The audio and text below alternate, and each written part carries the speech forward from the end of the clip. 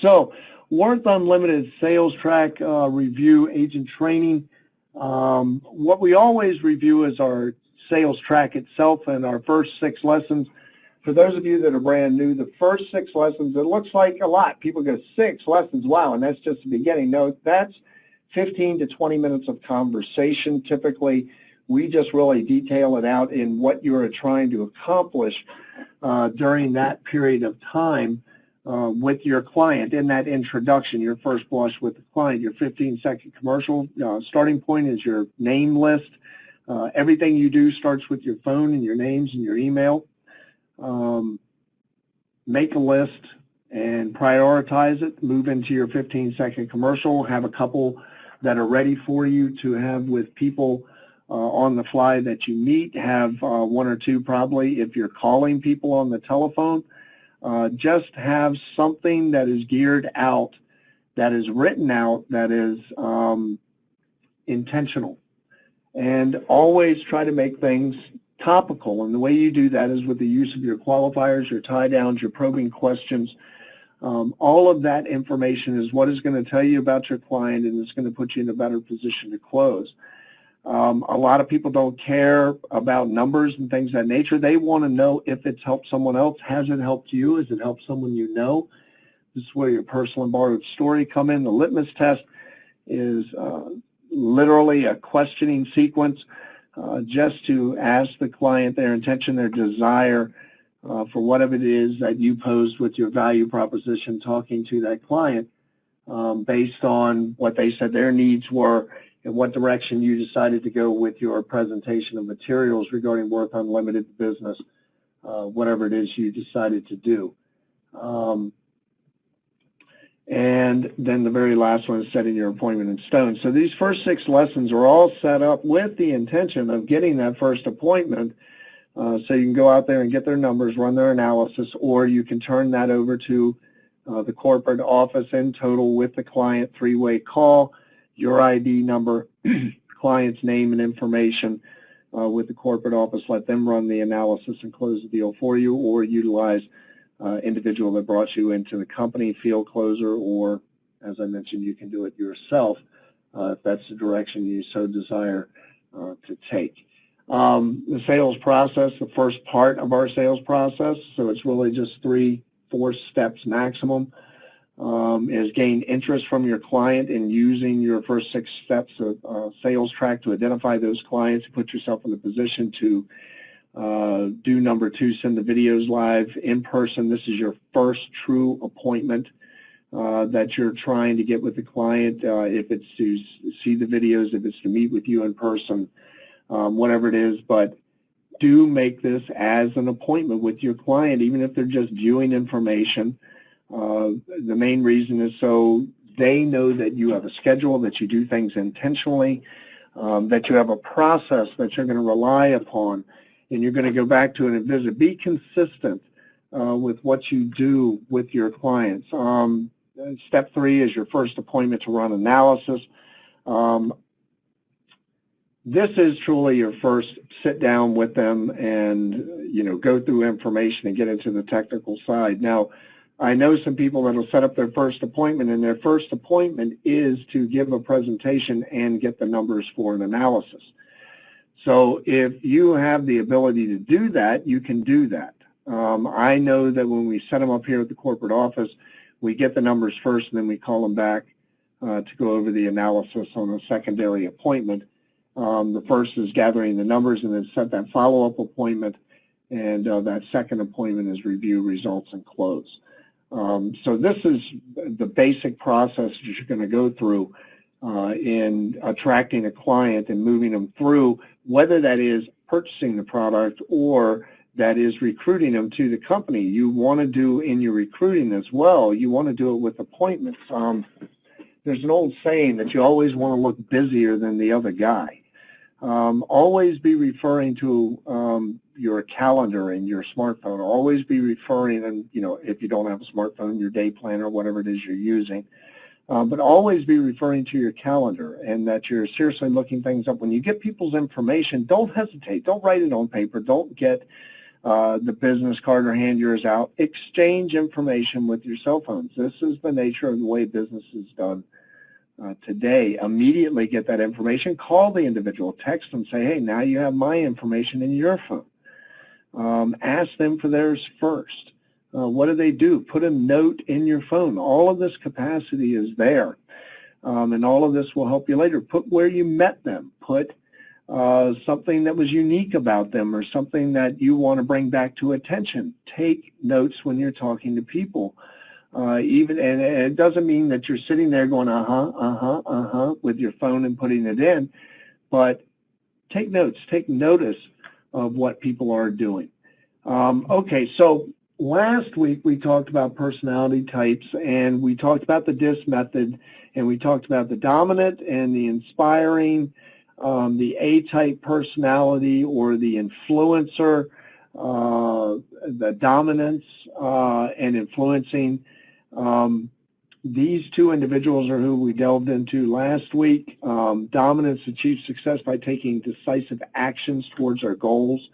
And a good rule of thumb or thought process is the influencer achieves success by persuading others to work with them towards a goal. Now, you notice they're both on the assertive scale.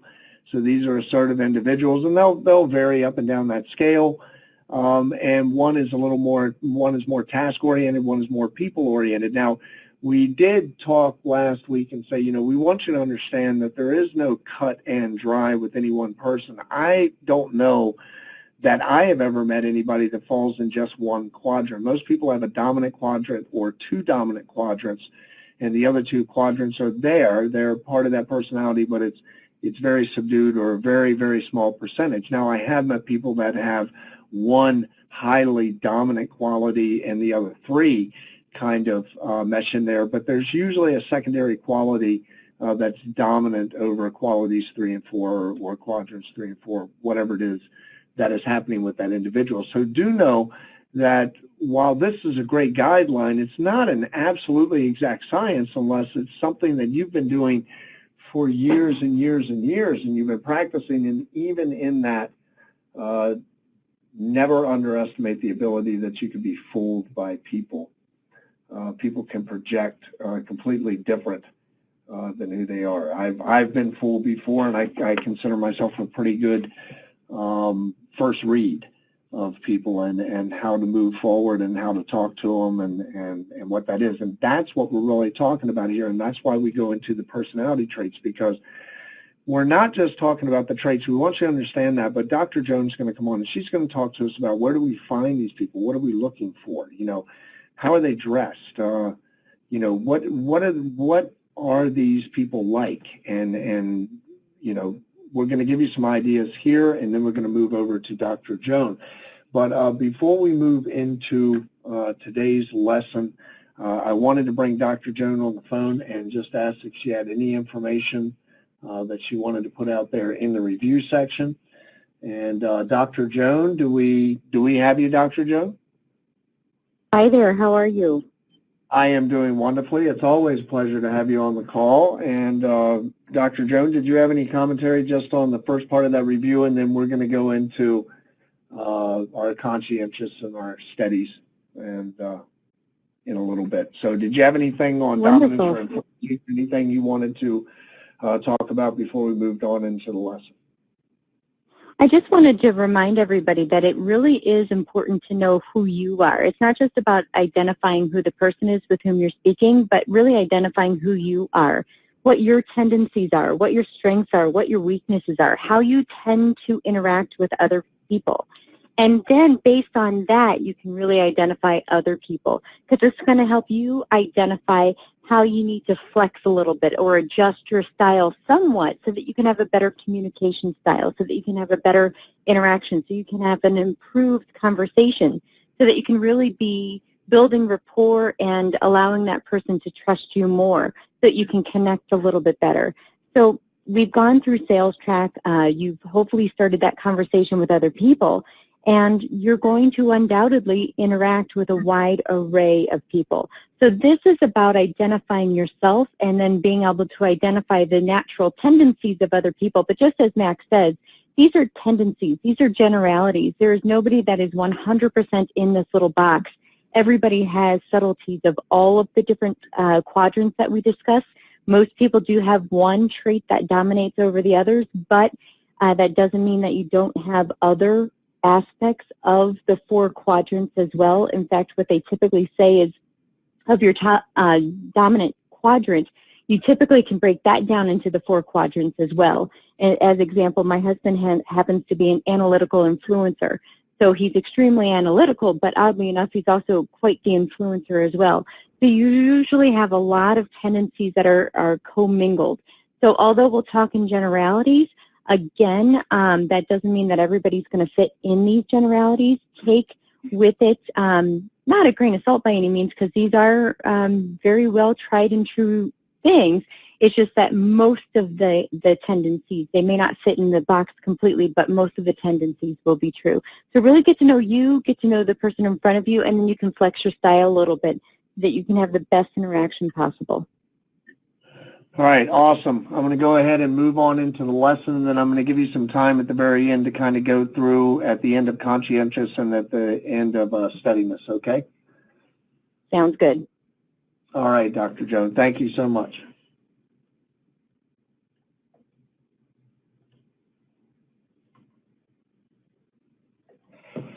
All right, everybody. So personality parts types part 2, personality parts types 2. Oh, that would have been something. 4 basic personality quadrants. We discussed dominant and inspiring. Tonight we're going to discuss cautious and supportive. And if we look at this in that DISC quadrant map, and the other thing I do want to let you know, don't get thrown off by the words dominant, inspiring, cautious, supportive.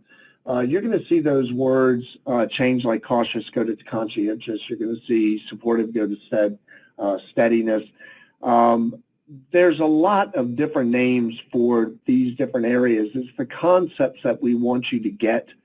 So with that having been said, your cautious individual, what we find out with there is they're calculating, they're competent, they're conscientious, they're contemplative, and they're very, very careful at what they do. Your supportive person is stable, steady, sweet, status quo, shy. If you look at the task orientation bar, people orientation, and then the other quadrant, which is ongoing and reserved, these are going to be your people that are a little bit more subdued. They can also offer up challenges when it comes to selling. The cautious person may be just too skeptical to even do anything with.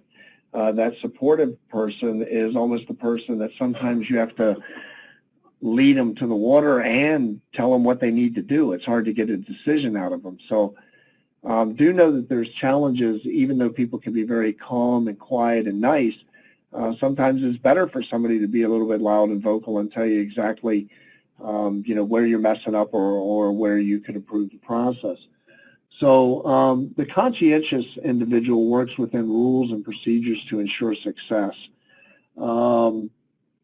This individual's strengths are they follow standards, they're thorough, they're conscientious, they're diplomatic, they're accurate, they're fair, because following the rules does that. The limitations others may see is overly concerned with perfection, aloof, delayed decisions, want more data, fussy about minor issues. Some examples of individuals that would represent this style would be Colin Powell, Mr. Spock, Joe Friday, Bill Gates, Jackie Kennedy Onassis. Boy, isn't that a list of individuals coming to bear there for this diagram. So this is your conscientious person, and do remember they work within rules and procedures to ensure success. So hold on just a second here, I'm having a little bit.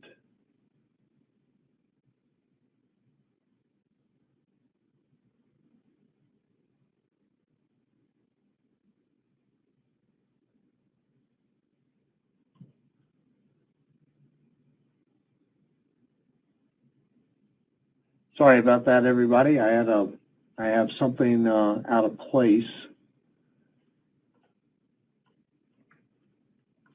So if you all will hold on with me just 1 second. I apologize for the delay.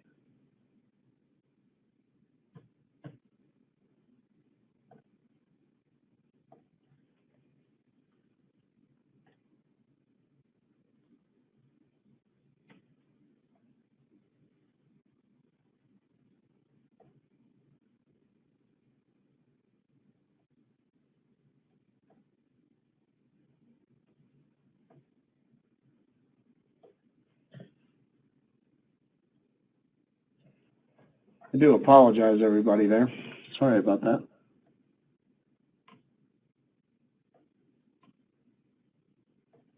Just want to make sure I've got everything. Yeah, okay.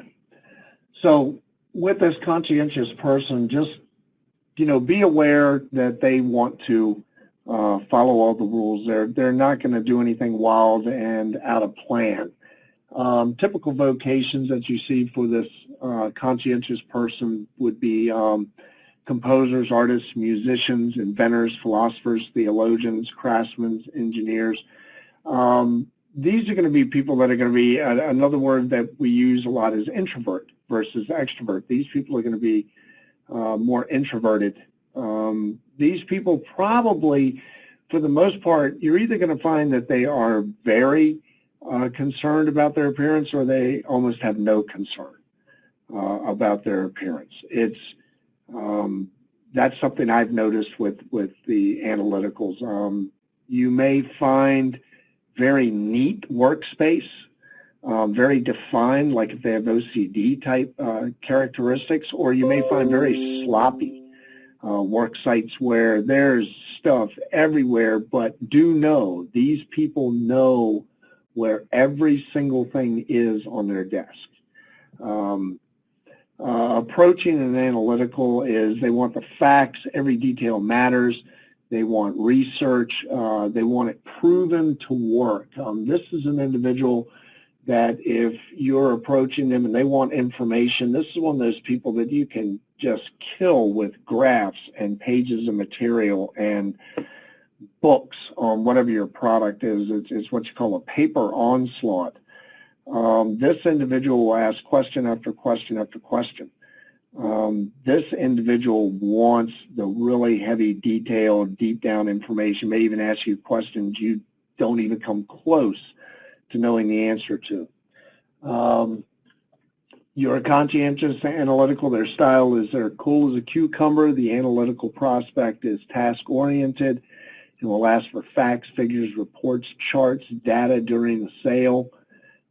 Selling approach use quantitative and qualitative data to support the pitch and deliver it logically yet impassively. Just the facts. Avoid pressuring them and be prepared for a slow, methodical decision. Is what you're going to get out of this individual. This conscientious person wants a very smooth, even pace. This conscientious person does not want any type of side talk. They want the absolute facts. They want a response. This is the person, 100%, that would much rather hear, I do not have the answer to that, but let me make sure I understand the question, and I will get you an answer for that question. Okay, with the conscientious person, with our cautious person, our analytical person, I'm going to bring Dr. Joan back in and let her have a minute or two here on this individual as well. So let me grab Joan here.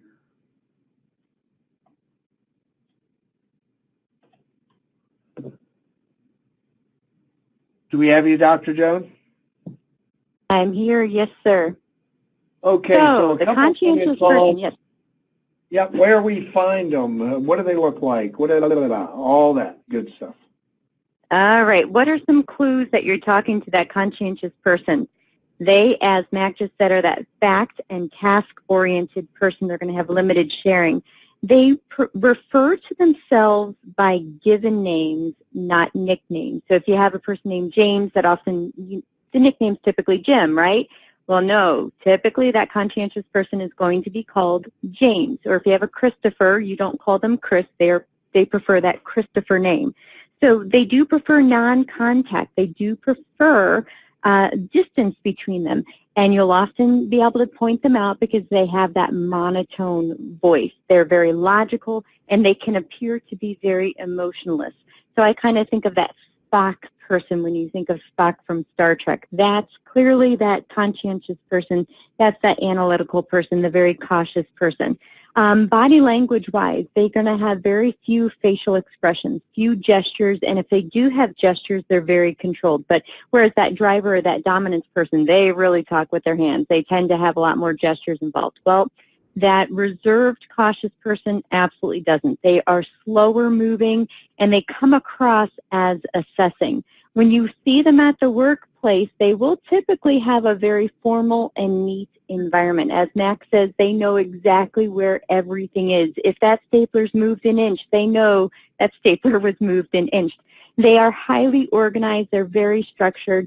They're looking to be aesthetically pleasing, both in their manner, in their dress, in their environment, in their home.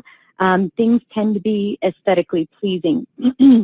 Pardon me. They like the charts. They like the graphs. They like the credentials.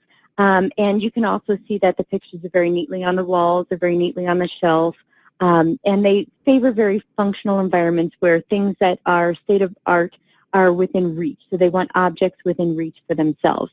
So what are they motivated by? If you were speaking to a conscientious person, you really were interested in introducing Worth Unlimited to them, what would be the motivator? Well, the motivator is the opportunity to gain knowledge. Now, remember, one of the things that they don't like is to not know something. So they don't like to know that they don't know anything. So you need to kind of pep them up a little bit. I know you know this information already, so kind of build them up a little bit. But they do like the opportunity to gain more knowledge. They like to show their experience, and they love quality of work. They want accuracy. They want order. They want to avoid criticism of performance. They want to avoid lack of standards. So when you're talking to them and trying to get them to join, your strategy for recruiting them is about the track record of the organization, why your organization is a logical investment for them. So prepare your case in advance.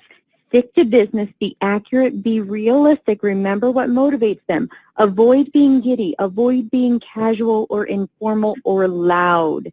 Avoid pushing too hard and being unrealistic, and avoid being disorganized or messy. So remember, typically, they do like a lot of organization, and they want that accuracy, they want that order. So as Max says, if you don't know the answer, it's okay to say, you know what, that's a great question. I don't have the answer right now, but I'm happy to get back with you on it. They will respect you more for that answer than trying to answer it and being wrong.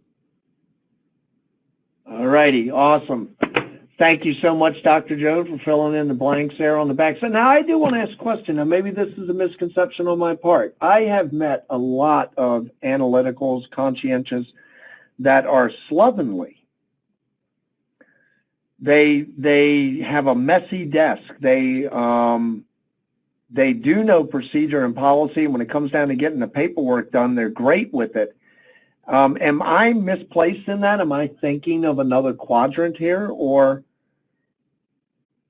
I've always known conscientious people to be very orderly, but there's always exceptions to every rule. So I would not say that without doubt that everybody has to have something in their place, but normally those that are analytical and conscientious or in that cautious realm, they tend to be fairly neat. They tend to have everything in order.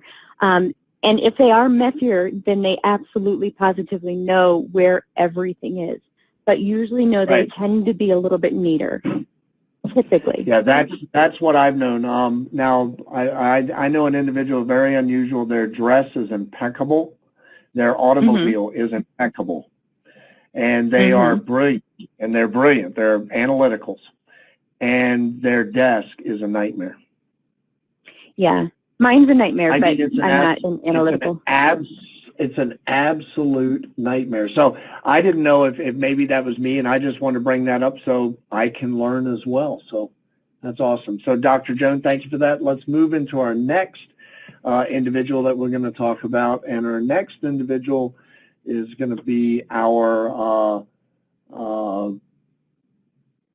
steadiness individual. And this is works with others as part of a team to achieve success.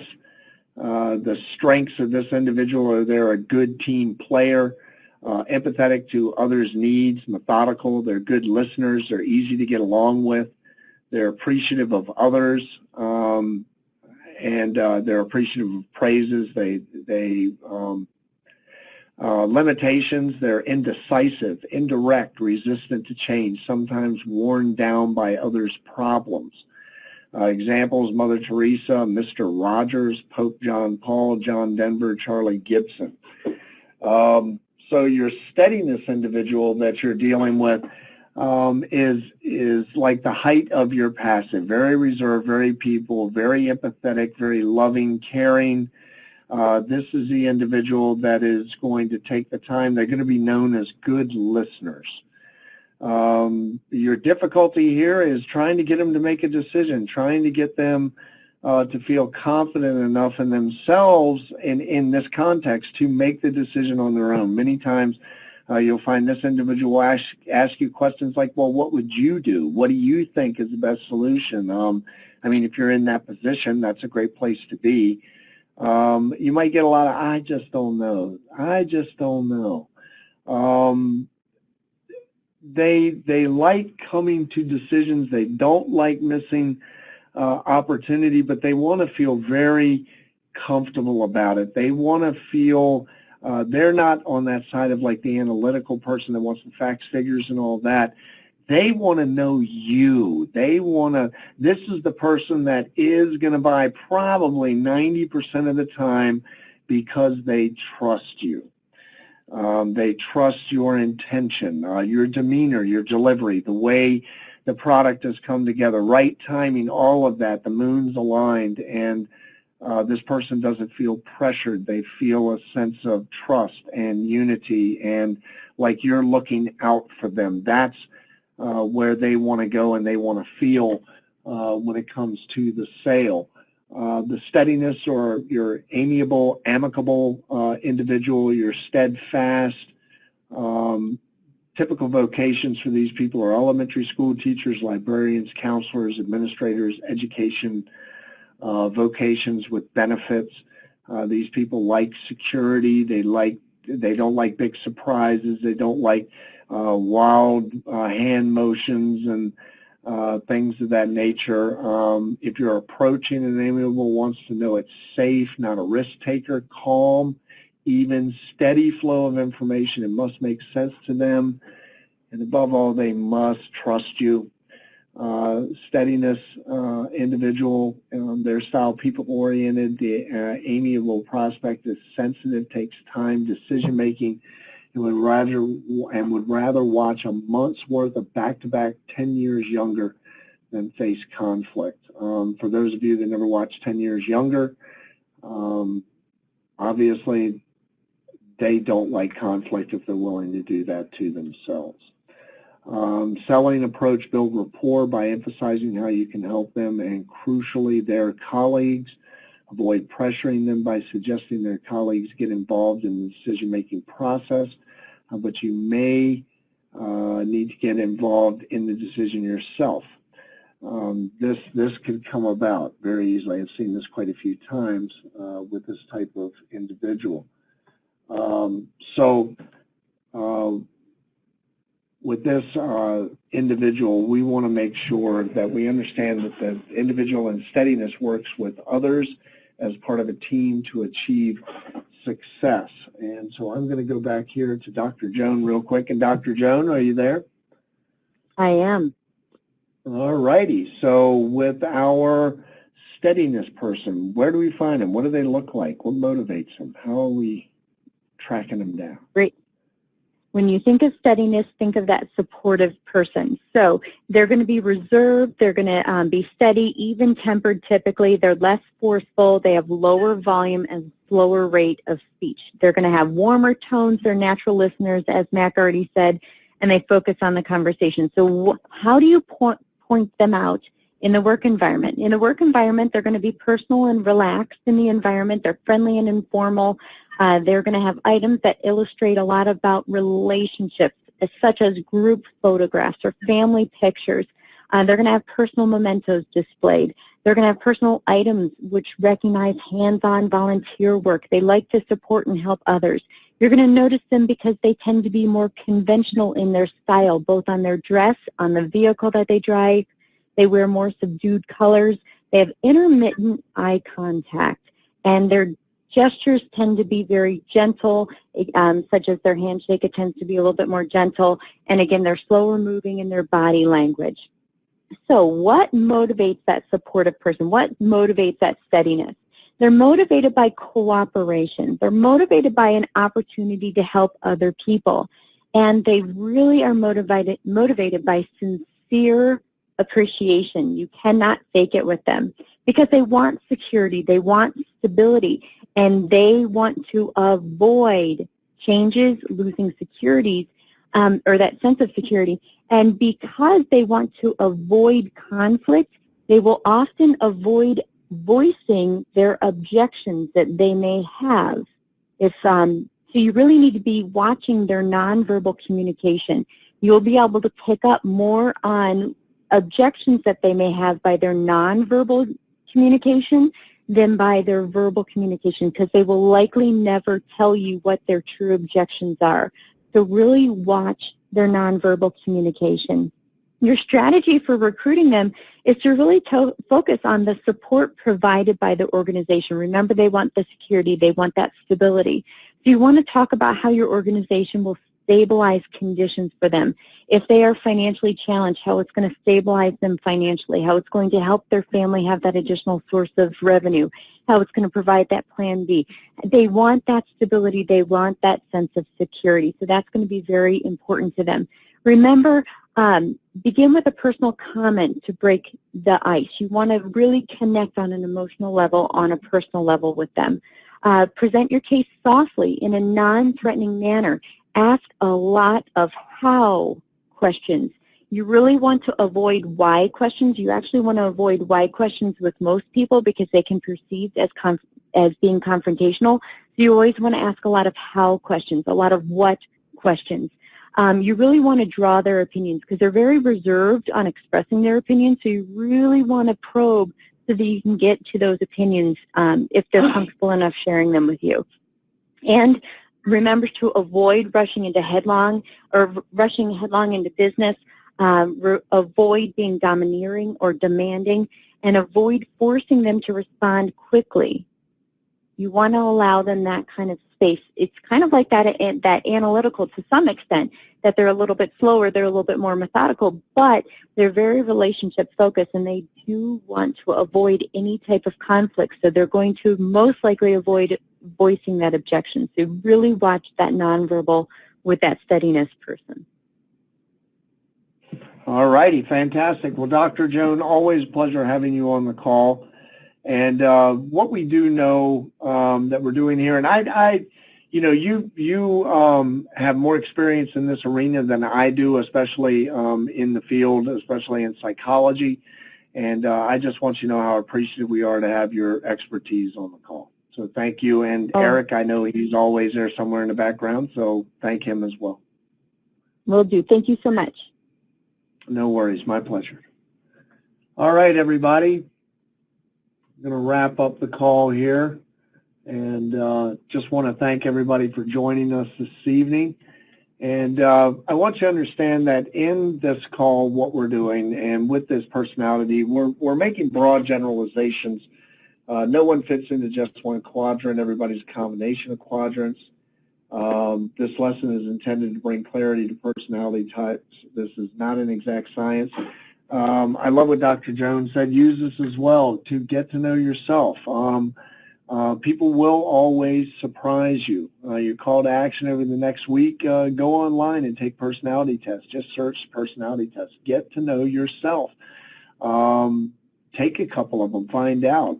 We did not discuss Myers-Briggs because it's so detailed, but that may be one you may want to take and just see what you are and who's compatible with you. I am an ENTJ by Myers-Briggs, a sanguine choleric with a little bit of phlegmatic thrown in. What are you? So we all have our own little things. This is where you can find some personality tests. If you want to go and take a few, if you want to look up some different ideas there and things of that nature. Pull up your contact list and see how many different personalities you can identify what personality types you're most compatible with. Try identifying the personality type early in the conversation and adjust your conversation accordingly. But again, I want to reiterate, get to know yourself in this process. Use this opportunity to define who you are, and then you can understand how you can adjust your personality better with other individuals and what are your motivating factors. So for October 1st, 2018, this is Max Saunders, your National Sales and Training Director. I want to thank everybody for joining us this evening. Let's get out there and do it big. Let's get out there and do it right. But at the very least, let's get out there and do something right now. This is Max Saunders saying bye-bye for now.